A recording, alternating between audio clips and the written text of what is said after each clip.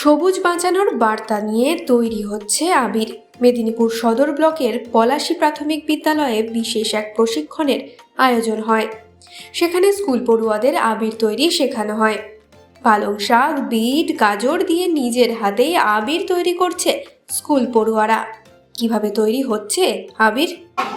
Arrowroot নিয়েছি, খাবার arrowroot যেটা, তার সঙ্গে ভেষজ জিনিস বলতে পারি জবা ফুল নিয়েছি, পুঁই মিচুড়ি নিয়েছি, গাজর নিয়েছি, ধনে পাতা আছে, পালং আছে, হলুদ আছে।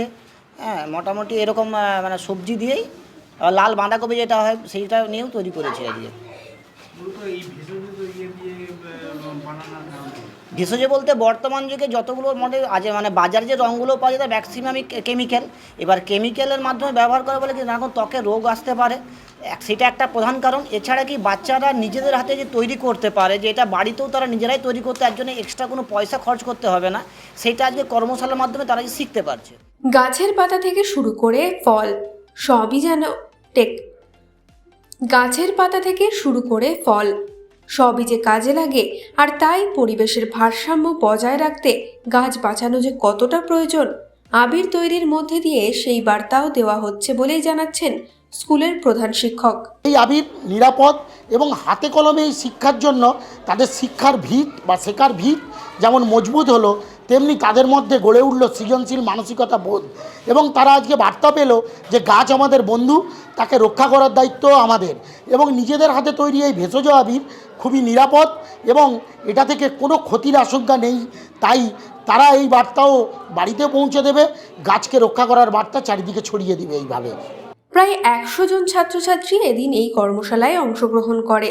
ছাত্রছাত্রীদের সঙ্গে স্কুলের শিক্ষকদেরও দেখা গিয়েছে আবির তৈরি করতে।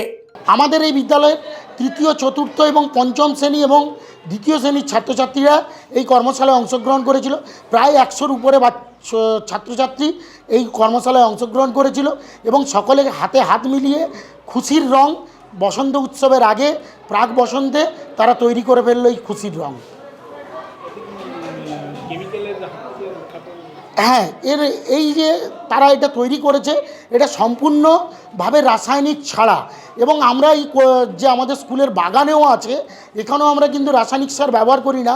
এখানেও আমরা একেবারে জৈব সার দিয়ে চাষ করার চেষ্টা করি। বাচ্চাদেরকে এই বার্তা দেওয়া যে রাসায়নিক ক্ষতিকারক জিনিস, তাই এটা থেকে যতটা দূরে থাকবো ততটাই ভালো নিজেদের জন্য।